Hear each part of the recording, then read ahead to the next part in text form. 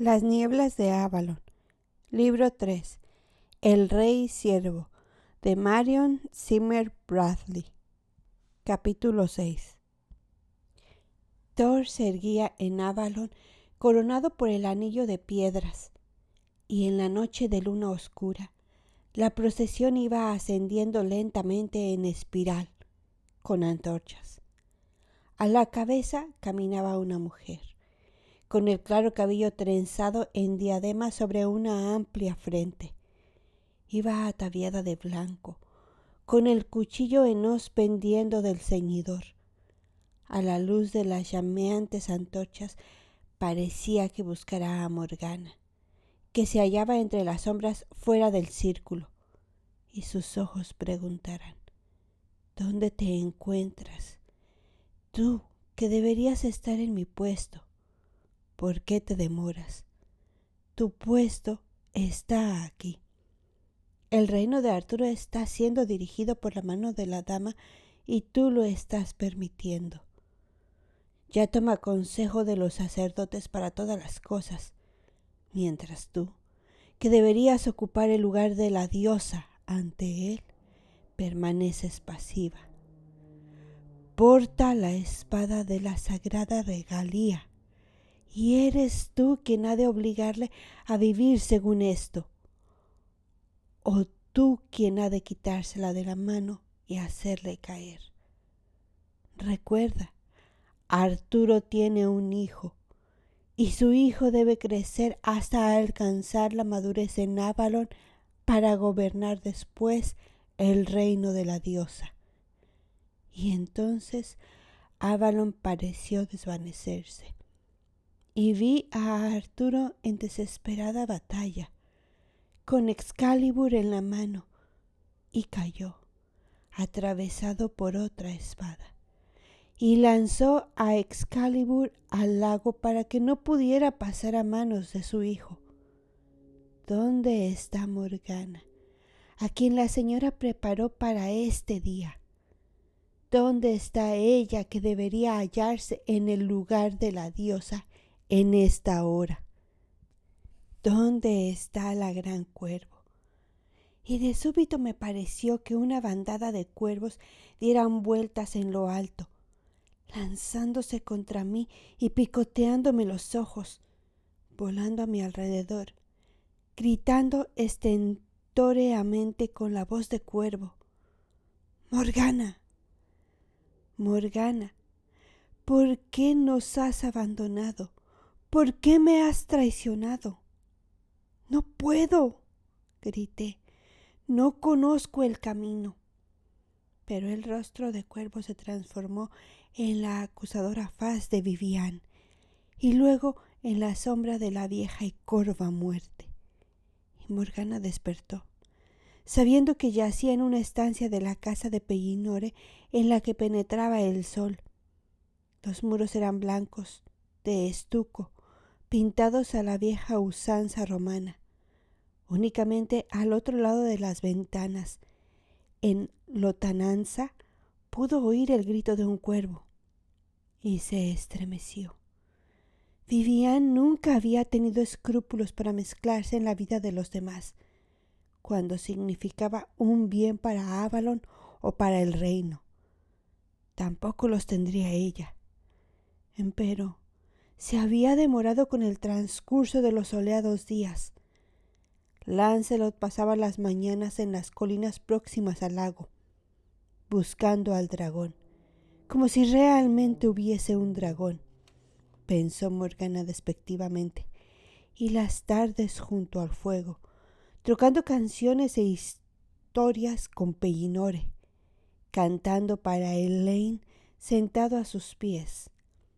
Elaine era hermosa e inocente, no muy distinta a su prima Ginebra, aunque contaba 5 años menos. Morgana dejó que los soleados días pasaran uno tras otro, segura de que todos debían ver cuán lógico era que Lancelot y Elaine se desposaran. No, se dijo amargamente, si cualquiera de ellos hubiese tenido un poco de lógica o razón, habrían casado a Lancelot conmigo hace años.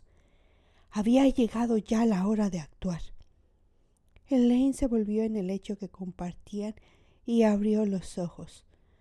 Sonrió ovillándose junto a Morgana. Confía en mí, pensó ésta dolorosamente. Cree que estoy ayudándola a conseguir a Lancelot por amistad. De odiarla, nada peor podría hacerle. Lancelot ya ha tenido tiempo suficiente para sentir la pérdida de Ginebra. Tu ocasión ha llegado, Elaine, le dijo con voz amable. ¿Vas a dar a Lancelot un encanto o un filtro amoroso? Morgana rió. Poco confío en los filtros amorosos, aunque esta noche se vino contendrá algo que le hará estar presto para cualquier mujer. Esta noche no dormirás aquí, sino en una tienda cerca del bosque. Y Lancelot recibirá un mensaje informándole de que Ginebra ha venido y envía a buscarle. Así llegará hasta ti, en la oscuridad. No puedo hacer nada más que eso. Debes estar preparada para él. ¿Pensará que soy Ginebra? Parpadeó, tragando saliva. Bien, entonces puede pensar que eres Ginebra en los primeros momentos, repuso Morgana firmemente, mas pronto sabrá que no. Eres virgen, ¿verdad, Elaine? El rostro de la muchacha enrojeció mientras asentía. Bueno, después de la poción que le dé, no será capaz de detenerse, dijo Morgana, a menos que tú sientas pánico y forcejees alejándole. Te lo advierto, no habrá demasiado goce ya que eres virgen. Si empiezo con este asunto no podré detenerme. Por tanto, dime ahora si deseas que lo inicie o no. Tendré a Lancelot por marido, y Dios prohíbe que me vuelva atrás antes de ser su honorable esposa. Morgana suspiró. Así sea. Ahora, ¿conoces la fragancia que utiliza Ginebra? La conozco, pero no me gusta mucho. Es demasiado fuerte para mí. Morgana asintió. Yo se la hice. Sabes que he sido instruida en tales cosas. Cuando te vayas al lecho en el pabellón, debes aromatizar tu cuerpo y las sábanas con ella. Eso conducirá su mente a Ginebra y se excitará con tal recuerdo. La joven arrugó la nariz en un gesto de rechazo. Parece injusto. Es injusto, dijo Morgana. Hasta la idea. Lo que estamos haciendo es deshonesto, Elaine. Pero asimismo hay algo bien en ello. El reino de Arturo no podría perdurar mucho si se descubre su situación. Cuando lleves algún tiempo casada, dado que tú y Ginebra os parecéis tanto, sin duda se correrá la voz de que era a ti a quien amaba Lancelot desde hacía mucho tiempo. Le entregó a Elaine el frasco del perfume.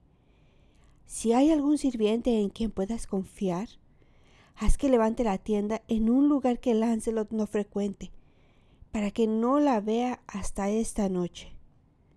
Incluso el sacerdote lo aprobaría, no me cabe duda, pues le estoy apartando del adulterio. Yo soy libre para desposarme. Mejor para ti, si puedes acallar tu conciencia así. Algunos sacerdotes afirman que el fin lo es todo y admiten que cualesquiera medios sean utilizados si son para bien. Se dio cuenta de que Elaine permanecía ante ella como una niña recibiendo lecciones.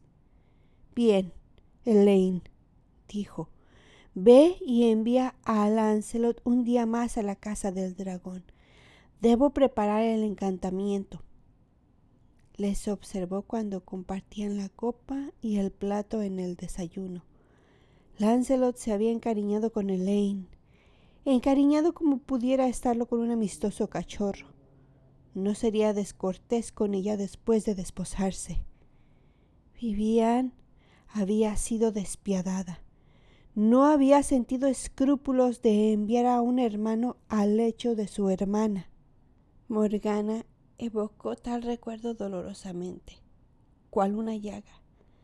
También esto era por el bien del reino, pensó. Y mientras iba a recoger las hierbas y medicinas para echarlas en vino y preparar la poción que iba a darle a Lancelot, intentó dirigir una plegaria a la diosa que unía al hombre y a la mujer en el amor, o en el simple lujuria como el celo de las bestias. Diosa, yo sé bastante de lujuria, pensó, y afirmó las manos, desmenuzando las hierbas sobre el vino. He sentido su deseo, aunque él no me diera lo que yo hubiera deseado. Tomó asiento, observando la lenta cocción de las hierbas en el vino. Pequeñas burbujas rosadas estallaban perezosamente, emanando empalagosas esencias que se vaporizaban a su alrededor. El mundo parecía diminuto y remoto. Su caldero no era más que el juguete de un niño. Todas las burbujas que se alzaban en el vino eran lo bastante grandes para que ella pudiera marcharse flotando en su interior. El cuerpo entero le dolía, con un deseo que nunca iba a satisfacer. Podía sentir que se estaba transponiendo al estado en el cual se consigue el poder mágico. Tuvo la impresión de estar a la vez dentro y fuera del castillo, que una parte de ella se encontraba en las colinas, tras el estandarte del Pendragón que Lancelot portaba en ocasiones, persiguiendo a un gran dragón rojo. Pero no había dragones, no esta clase de dragones, y seguramente el de Pellinore era solo una chanza, un sueño, tan irreal como la enseña que ondeaba en alguna parte, muy al sur, sobre las murallas de Camelot, con un dragón inventado por algún artista parecido a los que Elaine dibujaba en sus tapices. Y Lancelot seguramente lo sabía. Rastreando al dragón, no estaba más que disfrutando de una placentera cabalgata por las colinas estivales, siguiendo un sueño y una fantasía que le dejaban libre para evocar los brazos de Ginebra.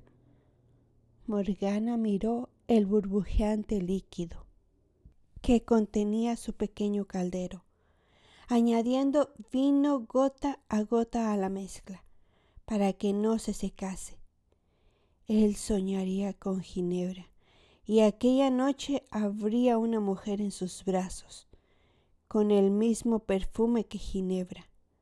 Pero antes le daría la poción que lo dejaría a merced del deseo, para que no se detuviese al descubrir que no estaba con una mujer experimentada, cual era su amante, sino con una atemorizada virgen. Durante un momento, Morgana llegó a apenarse por Elaine, porque lo que fríamente estaba disponiendo era algo semejante a una violación. Por mucho que Elaine desease a Lancelot, era virgen y no entendía realmente la diferencia entre soñar románticamente con sus besos y lo que en verdad le aguardaba. Ser poseída por un hombre demasiado drogado para notar el cambio. Fuera lo que fuese aquello para Elaine, y por su valerosa mente que lo afrontaba, difícilmente resultaría un episodio romántico. Yo entregué mi doncellez al rey siervo, pero eso era distinto. Desde la infancia sabía lo que me esperaba. Había sido educada e instruida en el culto a esa diosa que lleva a unirse al hombre y a la mujer en el amor o en el celo. Elaine había recibido una educación cristiana instruida para pensar que no había que dejarse llevar por las pasiones que eran la condena de la humanidad.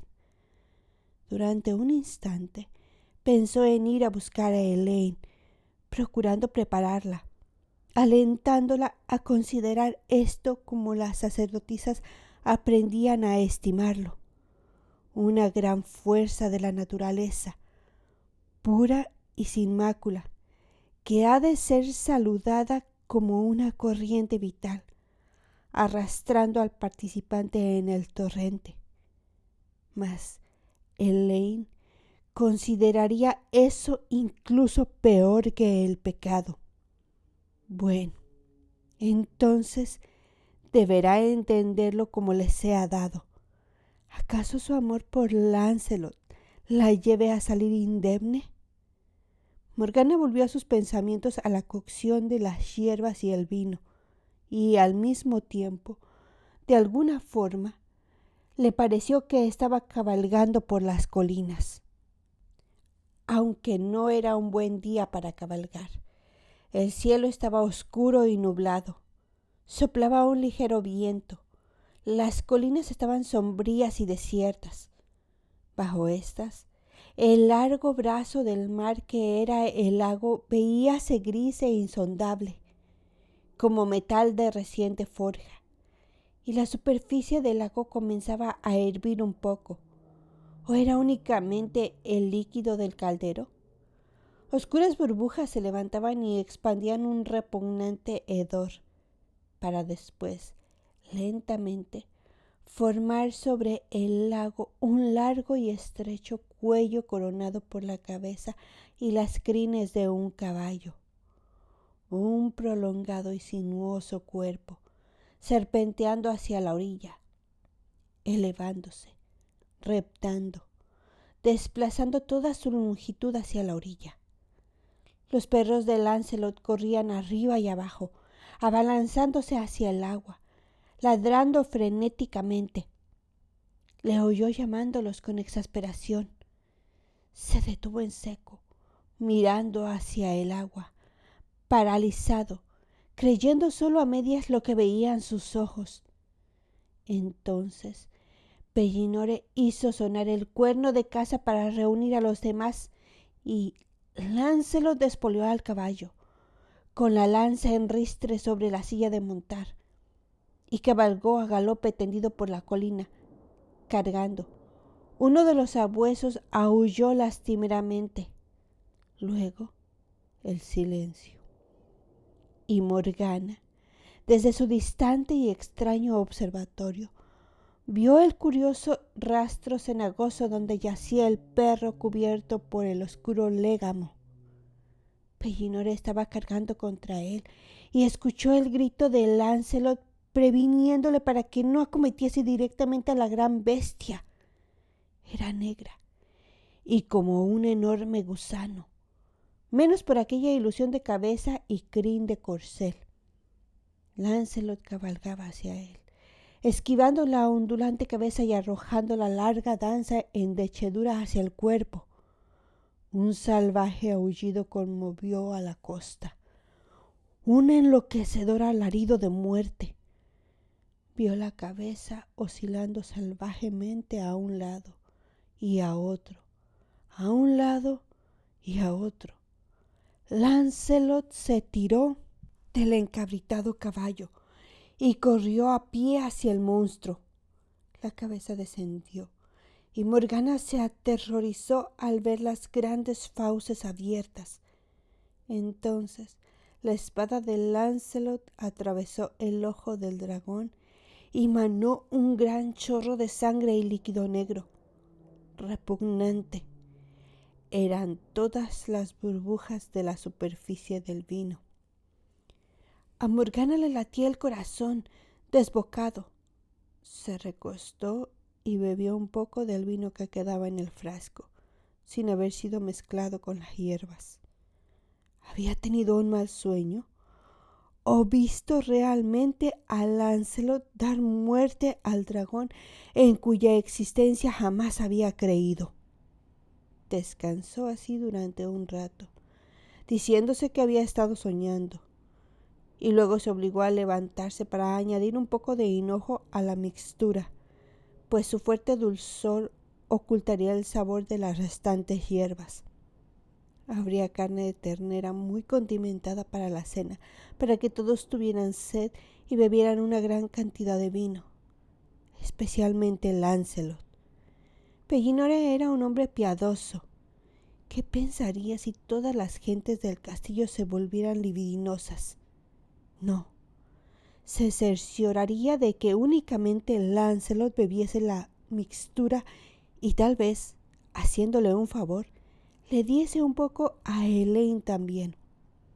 Vertió el vino espaciado en un frasco y lo dejó aparte. Después oyó un grito y Elaine entró precipitadamente en la estancia. «¡Oh, Morgana! ¡Ven enseguida! Necesitamos de tu saber sobre plantas. Mi padre y Lancelot han dado muerte al dragón y ambos han sufrido quemaduras». «¿Quemaduras? ¿Qué sinsentido es este? ¿Realmente crees que los dragones vuelan y escupen fuego?»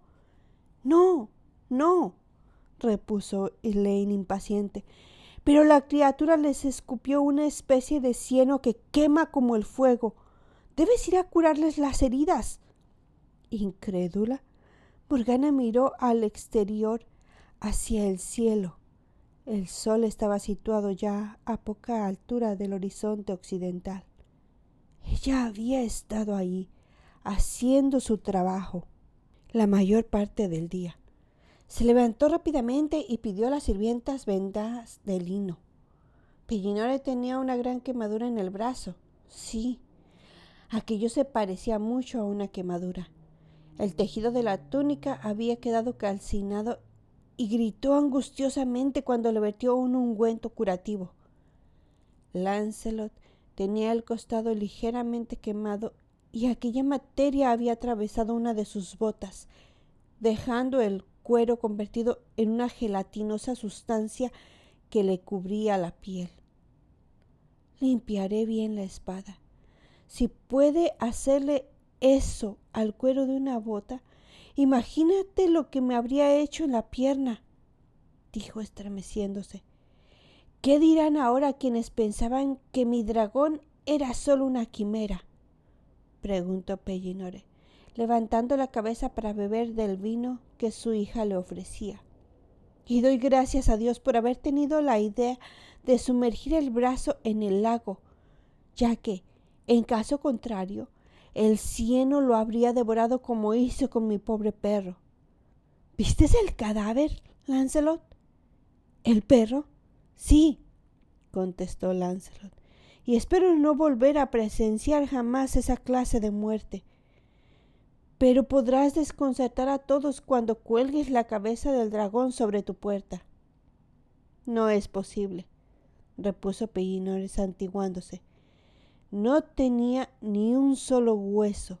Era completamente blando como un gusano o una lombriz, y ya ha quedado reducido a cieno. Traté de cortarle la cabeza y ésta pareció convertirse en aire.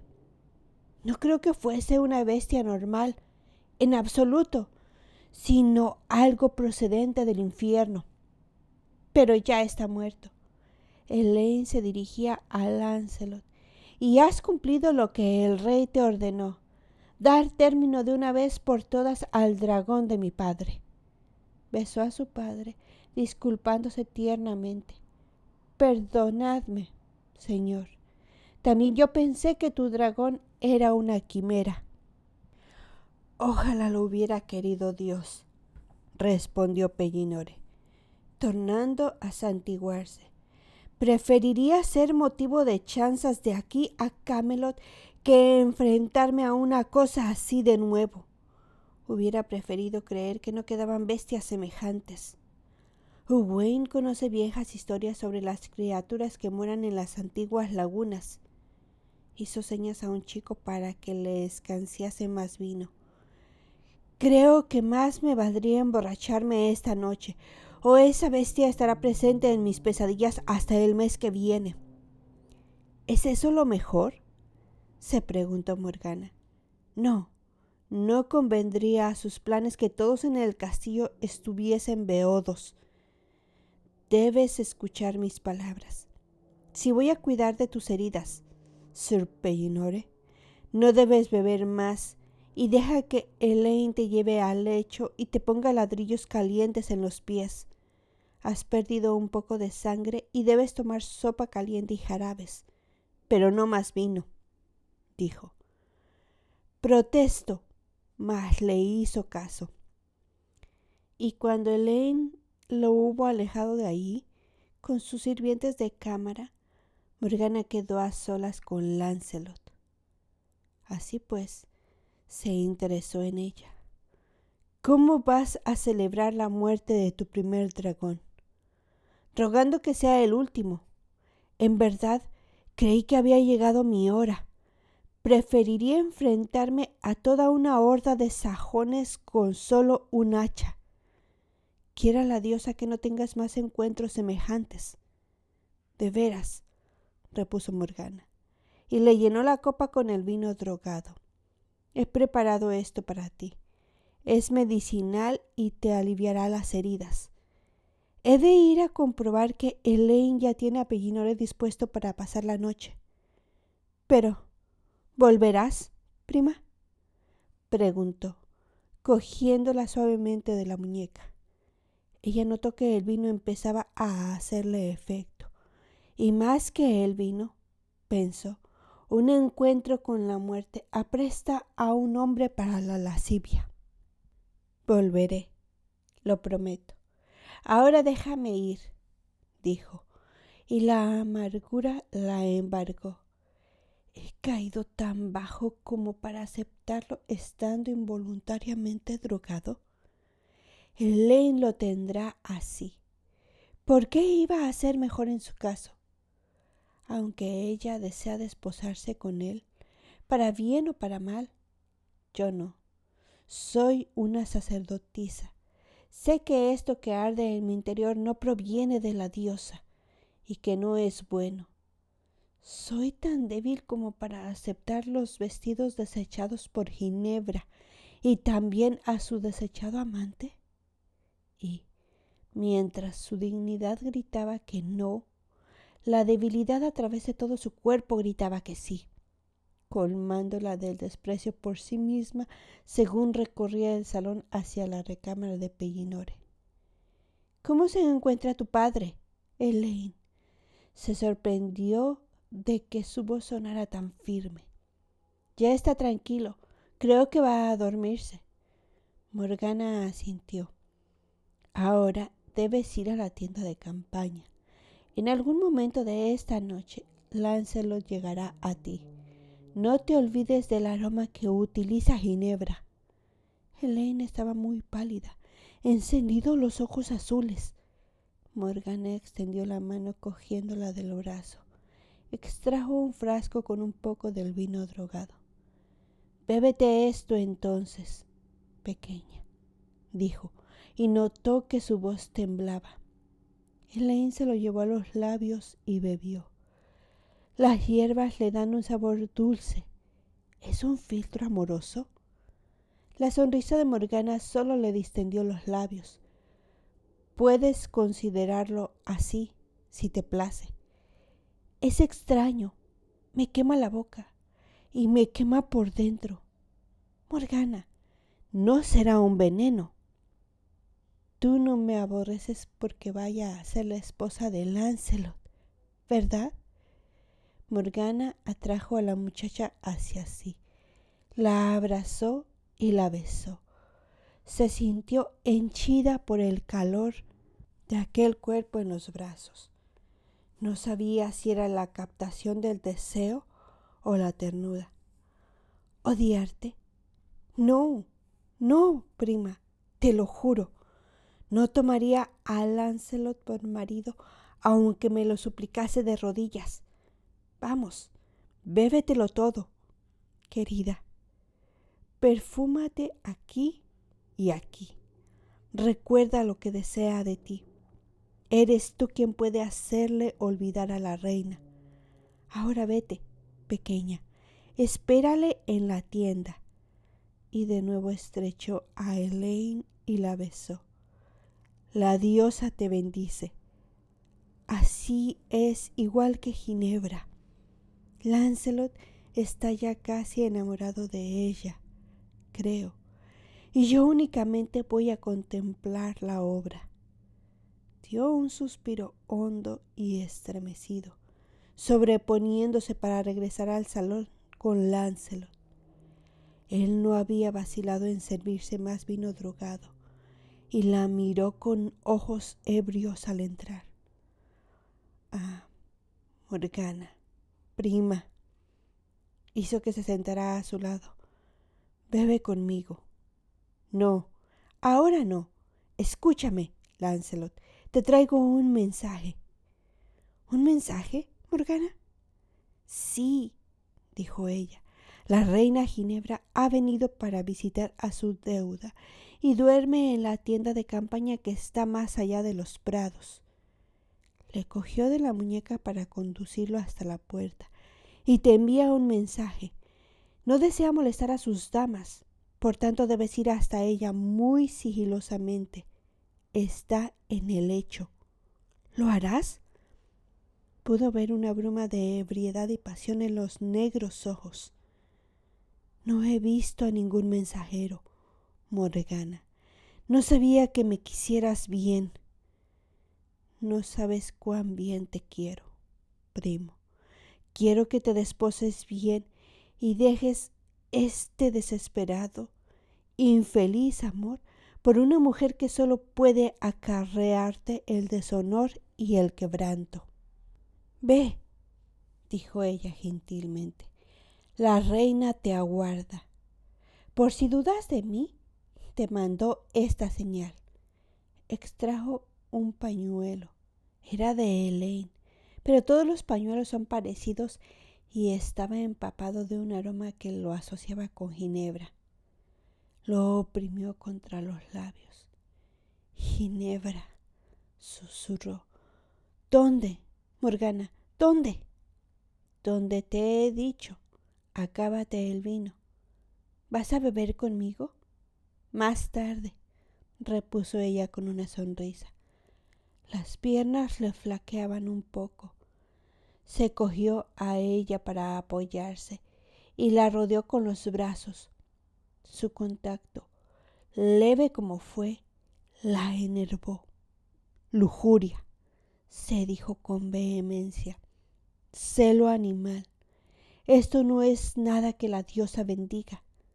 Se esforzó para recobrar la calma. Estaba drogado y era como un animal. Podía tomarla irracionalmente, como tomaría a Ginebra, a Elaine. Vete, Lancelot, no debes hacer esperar a la reina.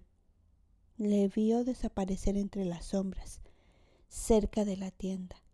Entraría silenciosamente.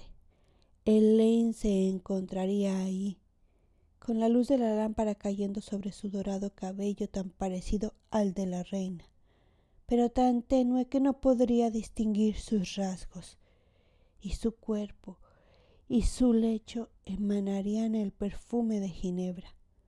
Se atormentó imaginando lo que iba a ocurrir, mientras se volvía para cruzar el largo y desierto salón.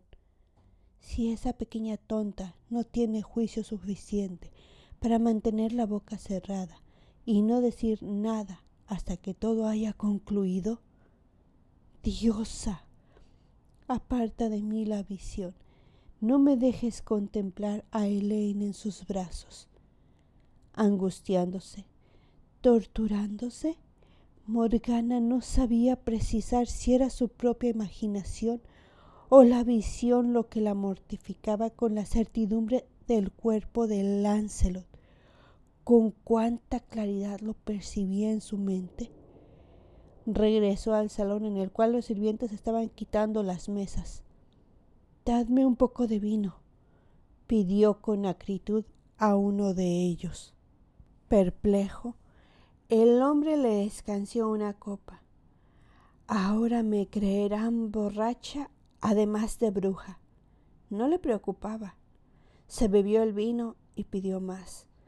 De alguna forma aquello alejó la visión, librándola de la certidumbre de Elaine, estremecida y extasiada, incansable, cual un gato rondador, ambuló por el salón, con vislumbres de la visión yendo y viniendo. Cuando creyó llegado el momento, suspiró profundamente, preparándose para lo que debía hacer ahora. El sirviente de cámara que dormía ante la puerta del rey despertó sobresaltado cuando Morgana se inclinó para sacudirlo. «Señora, no podéis molestar al rey a estas horas. Atañe al honor de su hija». Morgana cogió una tea del soporte del muro y la mantuvo en alto. Ella pudo percibir su propia forma de mirar, lo que le hacía parecer alta y terrible, y sintió cómo adquiría la dominante figura de la diosa. Se apartó, aterrorizado, y ella le sobrepasó imponente. Pellinore yacía en su alto lecho, removiéndose inquieto debido al dolor de la herida vendada. También él despertó sobresaltado, mirando el pálido semblante de Morgana con la antorcha en alto. «Debes venir rápidamente, mi señor», dijo con voz suave y firme. «Esto es una traición a la hospitalidad. Estimé correcto que lo supieras». «Elaine». «¿Elaine qué?» «No está durmiendo en el lecho que comparte conmigo», dijo Morgana. «Ven de inmediato, mi señor». Había sido prudente al no dejarle beber. No hubiera podido hacer que se levantara en caso contrario. Pellinore, asombrado, incrédulo, se puso una túnica llamando a voces a las doncellas de su hija. Morgana tuvo la impresión de que la seguían escaleras abajo, y al atravesar las puertas tan sigilosamente como un dragón que reptara, una procesión en la que Pellinore y ella formaban la cabeza de la serpiente, levantó la cortina de seda de la tienda, sosteniendo en alto la antorcha y dirigiendo una cruel mirada de triunfo a la expresión ultrajada de Pellinore cuando su cara quedó iluminada por la llama.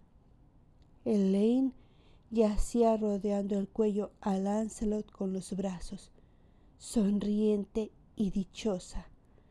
Lancelot, al despertar a causa de la luz, miró a su alrededor conmocionado y alerta, y en su cara se reflejó la angustia que le producía haber sido traicionado, mas no dijo ni una sola palabra.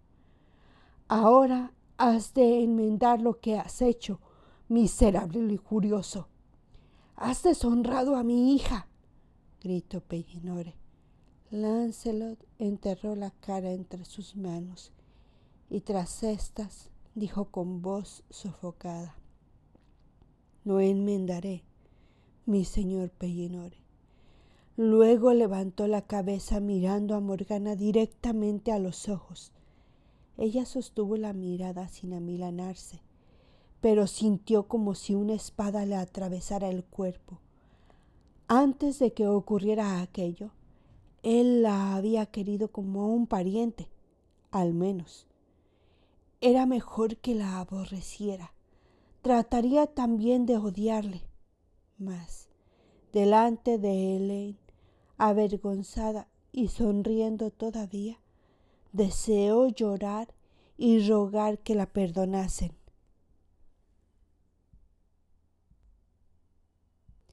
Habla Morgana. Lancelot se desposó con Elaine en el día de la transfiguración. Poco recuerdo de la ceremonia salvo el rostro de Elaine, jubiloso y sonriente. Para cuando Pellinore hubo dispuesto los esponsales, ya sabía que llevaba al hijo de Lancelot en el vientre, y aunque él tenía un horrible aspecto, delgado y macilento por la angustia, fue tierno con Elaine y se enorgulleció de su abultado cuerpo.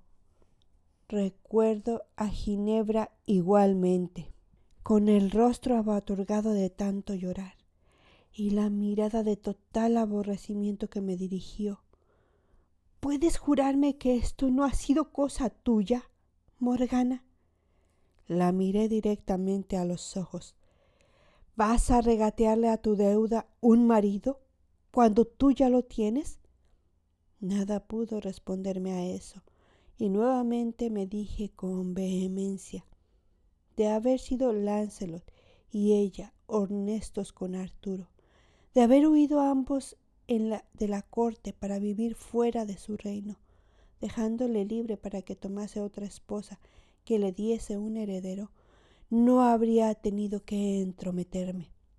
Empero, desde aquel día, Ginebra me odió, y eso fue lo que más lamenté, porque de alguna extraña manera yo la había amado. Al parecer, Ginebra no llegó a aborrecer nunca a su deuda. Envió a Elaine un valioso presente y una copa de plata cuando nació su hijo. Y cuando Elaine decidió poner al niño el nombre de Galahad por su padre, se proclamó madrina y juró que él sería heredero del reino si no le daba un vástago a Arturo. En aquel año anunció que estaba encinta. Sin embargo, nada resultó de ello, y creo que se trataba en realidad de sus deseos de tener un hijo y de sus fantasías. El matrimonio no fue peor que los demás. Aquel año Arturo hubo de hacer frente a un levantamiento en la costa norte, y Lancelot pasó poco tiempo en su hogar. Como muchos maridos, su tiempo transcurría en la guerra, visitando su casa solamente 2 o 3 veces al año para ver sus tierras, ya que Pellinore le había donado un castillo cercano al suyo, para recibir las nuevas capas y sayas que Elaine había tejido y bordado para él.